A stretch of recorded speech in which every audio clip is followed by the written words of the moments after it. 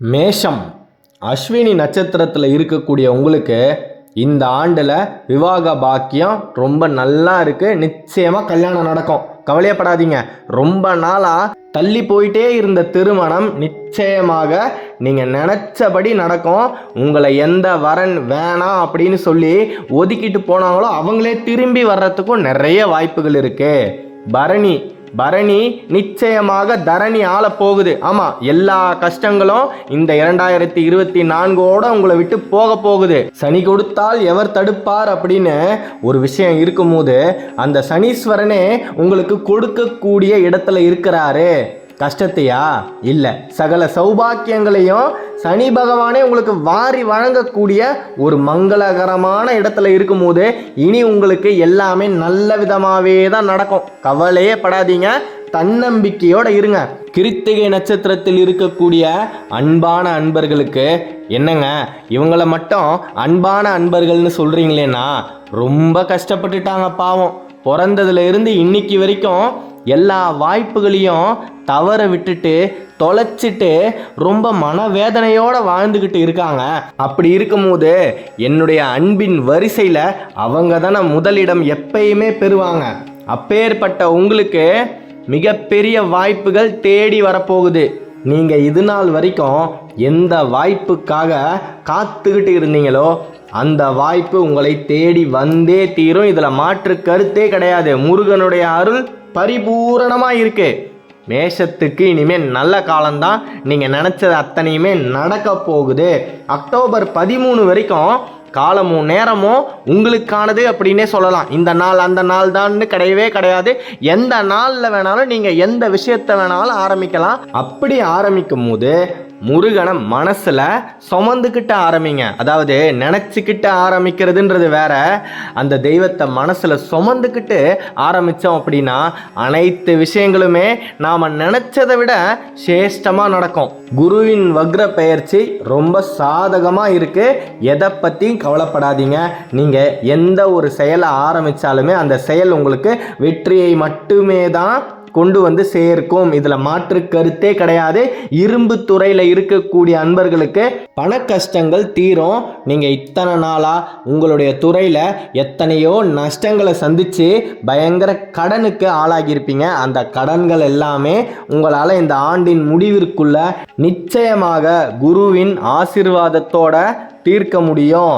எப்பயுமே நேர்மறை எண்ணங்களை வளர்த்துக்கிட்டே இருங்க. உங்களுக்கு எல்லா விஷயங்களுமே நல்ல விதமாகவே நடக்கும். இது இந்த மாதிரி நடந்துருமோ, நாம் நினச்சா மாதிரி இது நடக்கலைன்னா என்ன பண்ணுறது, நம்ம பெரிய நஷ்டத்துக்கு ஆளாயிடுவோமே அப்படின்னு எதிர்மறையான சிந்தனைகள் தேவையே இல்லை. ஏன்னா நீங்கள் ரொம்ப சாதகமான பாதையை நோக்கி பயணிக்க ஆரம்பிச்சிட்டீங்க. அப்படி பயணிக்கும் போது நாம் நினைக்கிறது நடக்கும், நடந்தே தீரும். அந்த தெய்வம் நமக்கு சகல சௌபாக்கியங்களையும் உண்டாக்கும். நம்முடைய குலதெய்வம் நம்மளை காத்து ரட்சித்தே தீரும் அப்படின்னு சாதகமாகவே தான் நினைக்கணும். அப்படி நினச்சாதான் நாம் நினைக்கிறது நடக்கும். அந்த தெய்வமும் நடத்தி கொடுக்கும். இது பிரபஞ்சத்தின் மிகப்பெரிய சூட்சமம் அப்படின்னே சொல்லலாம். நாம் எந்த ஒரு நிமிஷத்தில் தப்பாக நினைக்கிறோமோ அந்த நிமிஷம் நல்லா இல்லை அப்படின்னு சொன்னால் நாம் நினைக்கிறது அப்படியே நடந்துடும். உங்களுடைய வாழ்க்கையில் நடந்த பிரச்சனைகளையே நீங்கள் கொஞ்சம் கவனமாக கவனித்து பார்த்தீங்கன்னா தெரியும். உங்களுக்கு நியாயப்படி அந்த பிரச்சனை வந்தே இருக்கக்கூடாது. யாரோ ஒருத்தவங்க தான் அனுபவிக்கணும். ஆனால் நீங்கள் அனுபவிச்சுக்கிட்டு இருப்பீங்க. ஏன்னு நமக்கு சுத்தமாக புரியாது. கிராமத்து பக்கம் ஒரு பழமொழி இருக்குது, எங்கேயோ யாரோ அனுபவிக்க வேண்டிய கஷ்டம் என் வீடு தேடி வந்துடுச்சு, எங்கேயோ நடக்க வேண்டியது என்ன தேடி வந்துடுச்சு அப்படின்னு. அதற்கெல்லாமே மூல காரணம் நம்முடைய சிந்தனைகள் மட்டுமே தான். நாம் நல்லா இருப்போம் அப்படின்னு முதல்ல நாம் நம்பணும். நமக்கு வேலை கிடைக்கும் அப்படின்னு நாம் நினச்சாதான் நாம் நினச்ச வேலை நம்மளை தேடி வரும். நாமளே 2 வருஷமாக வேலை இல்லாமல் இருக்கோம். இந்த வருஷமாவது நமக்கு வேலை கிடைக்குமா கிடைக்காதோ அப்படின்னு ஒரு கேள்விக்குறியோடு நம்முடைய எண்ணங்கள் இருந்தால் நமக்கு நிகழக்கூடிய அனைத்து நிகழ்வுகளுமே கேள்விக்குறியாகவே தான் வந்து விளையும். மேஷத்தை பொறுத்த வரைக்குமே தாரக மந்திரம் ஒன்று தான், முடியாது அப்படின்றது கிடையவே கிடையாது. யாராலையுமே முடியாத ஒன்றை நோக்கி நீங்கள் போங்க. நிச்சயமாக உங்களால் அதை அடைய முடியும். அதை அடைய முடியாட்டியும் அதில் 98% உங்களால் வெற்றியை காண முடியும். அப்படி மற்றவர்களால் சாதிக்க முடியாத ஒரு விஷயத்தை நோக்கி நீங்கள் பயணிக்க ஆரம்பிச்சிட்டாலே உங்களுடைய வாழ்க்கையில் எல்லாமே சாதகமாக நடக்க ஆரம்பிச்சிடும். ஆமாம், மற்றவர்களைப் போல நீங்களும் ஒரு சராசரியான வேலையை எதிர்பார்க்காதீங்க.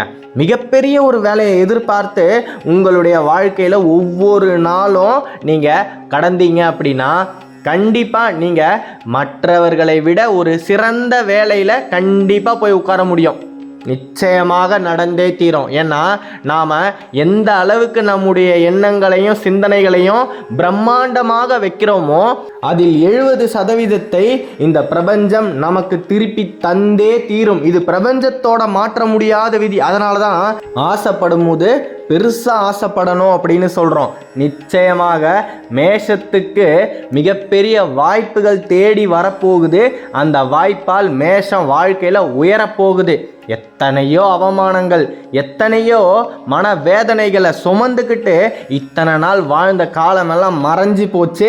இனிமே நீங்கள் நல்லா இருக்க போகிறீங்க. முக்கியமாக கல்யாணமாகி இது நாள் வரைக்கும் குழந்தை பாக்கியம் இல்லாமல் இருக்கக்கூடிய மேஷ ராசி அன்பர்களுக்கு மிகப்பெரிய பொக்கிஷம் போல குழந்தை செல்வம் பிறக்க போகுது. குரு உங்களுக்கு அனைத்து விதமான சுகபோகங்களையும் வாரி வழங்க போறாரு. இது நாள் வரைக்கும் உங்களுடைய குடும்பத்தில் இருந்த சண்டைகள் தீரப்போகுது. மனக்குழப்பங்கள் எல்லாம் விலக போகுது. எவ்வளவோ கருத்து வேறுபாடுகள் கணவன் மனைவிக்குள்ள அத்தனையுமே காணாம போயிடும்.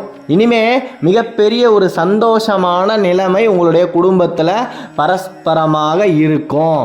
நீங்கள் ஒரு நல்ல விஷயத்தை ஆரம்பிக்கிறீங்க அப்படின்னா அதற்கு ஒரு வாரத்துக்கு முன்னாடி வரக்கூடிய செவ்வாய்க்கிழமையில் ஒரு வேளை விரதம் இருந்து முருகனுடைய ஆலயம், அது எந்த ஆலயமாக இருந்தாலும் பரவாயில்ல, குன்றுள்ள இடமெல்லாம் குமரனுக்கே சொந்தம் அப்படின்னு இருக்கும்போது எந்த முருகன் கோயிலுக்கு வேணாலும் போங்க. ஆனால் அந்த கோவில் மலை மேலே இருக்கணும். அவ்வளோதான் சூட்சமோ. அந்த முருகன் கிட்ட உங்களுக்கு இருக்கக்கூடிய அனைத்து பொறுப்புகளையும் ஒப்படைச்சிருங்க.